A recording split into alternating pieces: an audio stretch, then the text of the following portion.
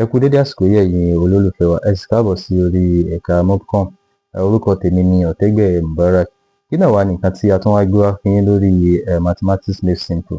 Òun náà ni apá kejì ẹ̀kọ́ wa tí a ti ń bá bọ̀ lórí fraction, decimal àti percentage. Gẹ́gẹ́ bí ẹ ṣe mọ̀ pé apá kìíní ẹ̀kọ́ fraction náà ni nǹkan tí a gbé yẹ̀wò, níbi tí a ti ṣàlàyé fún wa nǹkan tí a mọ̀ sí fraction. A dẹ̀ tún ṣàlàyé fún wa nǹkan tí a mọ̀ sí numerator àti denominator. A sì tún ṣàlàyé fún wa ní apá kìíní ẹ̀kọ́ ẹ̀ àwọn oríṣiríṣi fraction tá a ní níbi tá a tún sọ fún wa pé a ní proper fraction, a ní improper fraction, a dẹ̀ tún ní mixed number tí a ti ń ṣàlàyé fún wa. Àmọ́ fún abala ẹ̀kọ́ tèmi, kí náà wá ní nǹkan tí a máa gbé yẹ̀wò. Òun náà ni nǹkan tí a mọ̀ sí decimal. Òun náà ni a máa gbé yẹ̀wò ní abala apá kejì ẹ̀kọ́ yìí. Àmọ́ ká tó wá lọ, ẹ bá wa lọ sí ìsàlẹ̀ screen yìí, ìsàlẹ̀ fídíò yìí, kẹ́ lọ bá wa tẹ subscribe button, kẹ́ lè bá máa rí àwọn fídíò wa ní gbogbo ìgbà tá bá ti gbé jáde sórí afẹ́fẹ́ YouTube. Ẹ dẹ̀ má gbàgbé láti máa like àwọn fídíò wa. Ẹ ṣé gan tí ẹ̀ ń tẹ̀lé wa ká lọ. Kí náà wá ní àfojúsùn wa lórí ẹ̀kọ́ ẹ̀?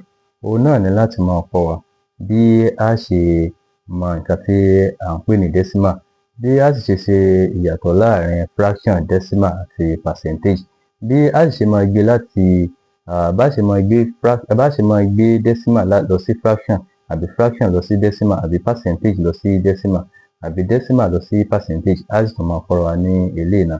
A sì tún máa ṣe àwọn question kọ̀ọ̀kan, àwọn àpẹẹrẹ tí yóò fi máa yé wa yékéyéké. Òun náà tún ni a tún máa ṣe fún ara wa. Kí náà wá ní nǹkan tí à ń pè ní decimal? Gẹ́gẹ́ bí a ṣe kọ́, kí ni nǹkan tí à ń pè ní decimal? Bẹ́ẹ̀ bí a ṣe kọ́, wọ́n ní a decimal is another way of expressing fractions using powers of 10.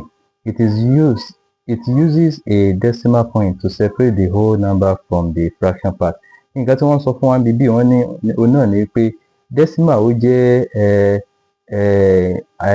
ọ̀nà míì tá a máa ń gbà tá a máa ń fi ń kọ fraction. Òun náà ni nǹkan tí wọ́n sọ fún wa, tí ó wà máa lo power of 10. Nǹkan tí wọ́n sọ fún wa ni pé gẹ́gẹ́ bá ṣe kọ 0.5 síbí, tá a bá fẹ́ kọ ní fraction, a máa ní 5/10. Kí ni ìta fi kọ 5/10? Tá a bá wo ẹ̀yìn point yìí, ẹ̀yìn decimal point yìí, nọ́mbà kan ni ó wà lẹ́yìn tó jẹ́ 5. A jẹ́ pé nọ́mbà ẹyọ kan tó wà lẹ́yìn ẹ̀yìn, tá a bá ti kọ 1, òdo ẹyọ kan láti sí ẹ̀yìn ló fi wá jẹ́ 5/10. Irú eléyìí tó jẹ́ 0.75 yìí, tá a bá wo nọ́mbà tó wà lẹ́yìn decimal kan, a rí pé méjì ni, 1, 2. Nǹkan tí à ń sọ ni pé tá a bá ti kọ 1 o, òdo méjì ni a fi sẹ́yìn. Eléyìí máa wá jẹ́ 75/100. The same thing pẹ̀lú eléyìí náà. Tá a bá ní 31.25, nọ́mbà méjì ló wà lẹ́yìn decimal kan, a rí pé méjì ni, yóò wá jẹ́ 31.25/100. Ó máa wá jẹ́ 3125. Ó máa wá jẹ́ 3125/100. Ṣàbí point yẹn yóò ti kúrò ńbẹ̀. Ìgbà tá a ti ní 75/100. Eléyìí máa wá jẹ́ 3125/100. Bí a ṣe kọ òun náà nìyẹn, torí pé decimal méjì ni ó wà ńbẹ̀. Nǹkan tí a ní ká ṣàlàyé fún wa ni. Nǹkan tí wọ́n sọ wá ní ṣé wá rí decimal tá à ń sọ yìí o, ó máa ń ṣe òpinya láàrin, ó máa ń sọ fún wa pé eléyìí ni whole number, eléyìí ni fraction. Tá a bá wo 31 yìí, 31.25 yìí, 31 ní bíbí whole number ni. 2.25 yìí ní bíbí ó ní fraction. Nǹkan tí wọ́n sọ fún wa ń bẹ̀rẹ̀ náà nìyẹn. Irú àwọn oríṣiríṣi decimal wo ni àwa ní? Type of decimal. A ní terminating decimal, a ní recurring decimal. Ìyàtọ̀ tó wà ńbẹ̀ náà ni pé terminating decimal, gẹ́gẹ́ bí orúkọ yẹn ṣe sound létí wa, bó ṣe dún létí wa, òun máa ń dúró síbì kan ni, òun máa ń débì kan kì í, òun kì í lọ. Tá a bá wò pé 0.5 ni òun ti dúró. 1.25 ẹ̀yìn 5 náà ni nọ́mbà ti dúró. 3.75 ẹ̀yìn 5 náà ni ó ti dúró. A jẹ́ pé òun kì í máa lọ bí recurring decimal, tó jẹ́ pé tá a bá kọ 0.33333 yóò máa lọ ní títí kò lópin tiẹ̀. Àmọ́ terminating decimal òun ní òpin. Recurring decimal or repeating decimal òun ò lópin. Bẹ́ẹ̀ náà nílé 1.66666 ló ṣe máa lọ nù títí ayérayé ló ṣe máa lọ nù. Ẹ bá fẹ́ kọ́ dé London, bẹ́ẹ̀ ṣe máa kọ́ lọ nù. Bí èèyàn ṣe máa ń kọ òun tiẹ̀ nù, òun ò lópin tiẹ̀. Ìyàtọ̀ tó wà láàrin àwọn méjèèjì náà nù. Kí náà tún wá nìkan tí a tún wá máa kọ́ra wa? Òun náà ni conversion of decimal. Èyí bó la ṣe máa ń gbé decimal lọ sí fraction, bó láti gbé decimal lọ sí percentage, àbí bó láti gbé percentage lọ sí fraction, òun náà ni àbí fraction lọ sí decimal, òun náà ni a máa kọ́ra. Alákọ̀ọ́kọ́ tá a bá ní 0.5 gẹ́gẹ́ bá a ṣe ṣàlàyé fún wa ní alákọ̀ọ́kọ́, a ní 5/10. Kí ni ìdí tá a fi kọ 5/10 gẹ́gẹ́ bá a ṣàlàyé fún wa? A nítorí pé one decimal place ni. A rí pé nọ́mbà kan ló wà lẹ́yìn decimal, ló jẹ́ pé 5/10. Tá a bá dé divide ó máa fún wa ní 1/2. Nǹkan kan náà ni pẹ̀lú ilé. Tá a bá wo 0.25, a rí pé lẹ́yìn decimal nọ́mbà méjì ló wà ń bẹ̀, òun ni 2 decimal places. Òun náà ni àkọ ẹ̀, ó máa wá jẹ́ 25/100. Òdo méjì ni ó máa wà ní ẹ̀yìn 1, ó dẹ̀ máa fún wa ní 1/4. Bá a ṣe máa ń ṣe tí ó rújú nìyẹn, òun ò ní kíní ẹ̀kan, bó ṣe máa ń ṣe ni tí ò ní rújú rárá.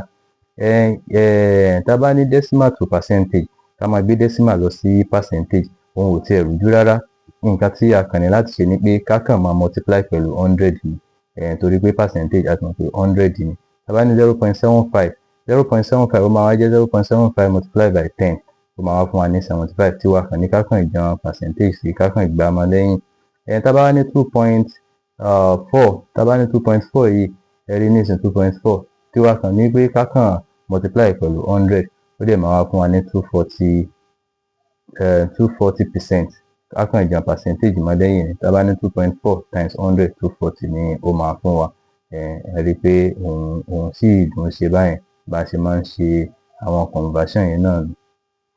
Kí náà tún wá ní ètí àtún wá mọ kọ́ra wa, òun náà ni bá a ṣe máa ń gbé fraction lọ sí decimal, òun náà tún ni ẹ̀kọ́ tí a tún máa kọ́ra wa.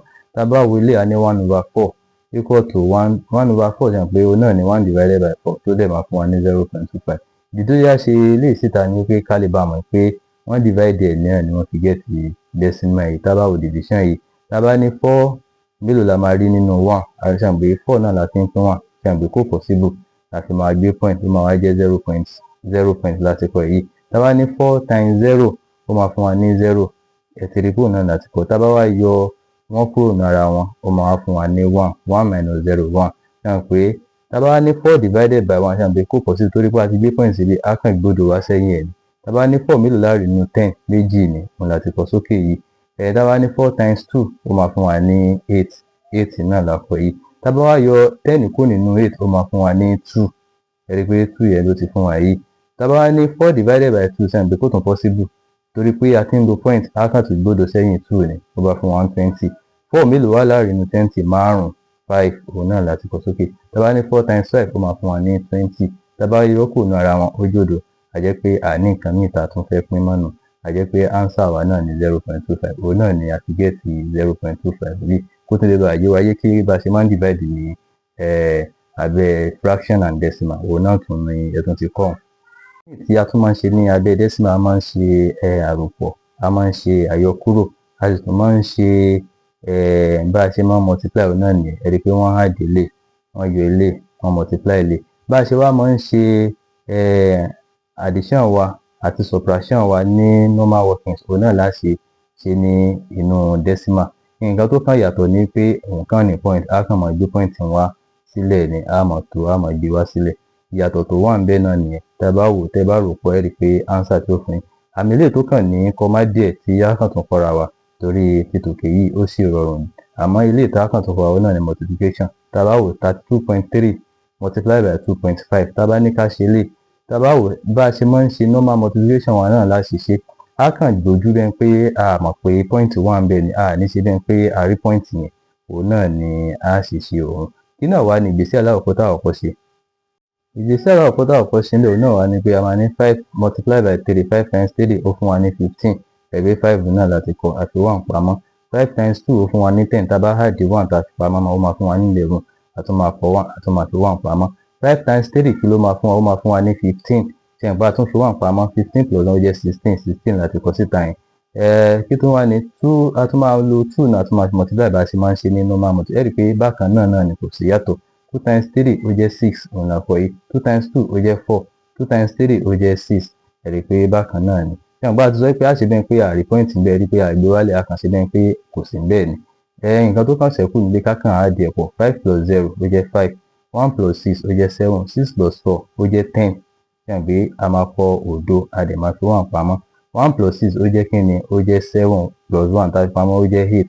Bó wá ni a ṣe wá mọ ibi tí a máa gbé point wá sí lẹ́yìn ìgbà tí a ti gẹ́ẹ̀tì answer wa, a ti gẹ́ẹ̀tì 8075. Bó wá ṣe mọ ibi tá a gbé point sí. Nǹkan tó kàn wá ni pé a kàn lọ rò pé àwọn question tán fún wa o decimal mélòó ni ó wà ní àwọn nọ́mbà mélòó ló wà lẹ́yìn point. Tá a bá kà 32.3 32.3 decimal nọ́mbà mélòó ló wà lẹ́yìn decimal 32.3, a rí i pé 3 nìkan náà ni ó jẹ́ 1. Tá a bá tún wo 2.5 decimal mélòó ló wà ńbẹ̀, nọ́mbà mélòó ló wà lẹ́yìn decimal, a rí i pé 5 ni 1 náà ni, a jẹ́ pé nọ́mbà méjèèjì yìí ló wà lẹ́yìn decimal 1 2, a jẹ́ pé 2 ni. Nǹkan tó kàn wá ni pé a kàn wá kà láti ẹ̀yìn báyìí pé 1 àti ka 5 2 àti ka 7 ẹ̀yìn a kàn gbé decimal sáàrin 80 àti 75 ni. Tí a bá ti kà wá lé 1 2 a kàn gbé decimal wá sáàrin ló fi wá fún wa ní 80.75. Kò le rárá, kò rújú. Kí náà látún wá kọ́ra wa. Tá a bá wo èyí tó tẹ̀lé, a rí i pé nǹkan tá a kọ bá ṣe máa ń lò ní ojú ayé gangan leléyìí.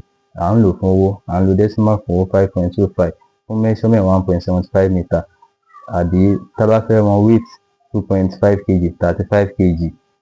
Ẹ rí i pé point wà láàrin 35.5 kg. Ẹ wo time náà, wọ́n máa ń lò fún time 0.75 of an hour. Ó fún wa ní 45 minutes. A máa ń lò fún time náà báyẹn náà. Bá a ṣe wá máa ń lò náà nìyẹn. Àwọn question tí àwa náà tún lè practice òun náà tún ní ilé tí yóò sì tún fi máa yé wa dáadáa. Kí náà wá ní next topic wa tí a tún wá máa ṣe. Place value náà ní next topic wa tí a tún máa gbé yẹ̀wò. Kẹ́ ẹ máa fojú sọ́nà pẹ̀lú ẹ̀. Ẹ jọ̀ọ́ ẹ má gbàgbé láti lọ bá wa lọ sí ìsàlẹ̀ fídíò. Kẹ́ ẹ bá wa like fídíò wa, kẹ́ ẹ dẹ̀ bá wa tẹ subscribe button, kẹ́ ẹ tún lè bá máa rí àwọn fídíò wa ní gbogbo tá a bá ti gbé sí orí afẹ́fẹ́ YouTube. Ẹ dẹ̀ lọ bá wa wo àwọn fídíò wa tí a ti ṣe sẹ́yìn lórí fraction àti number base kí iṣẹ́ yìí kó tún lè bá máa yé wa yékéyéké. Ẹ ṣé gan tí ẹ̀ ń tẹ̀lé wa ká lọ.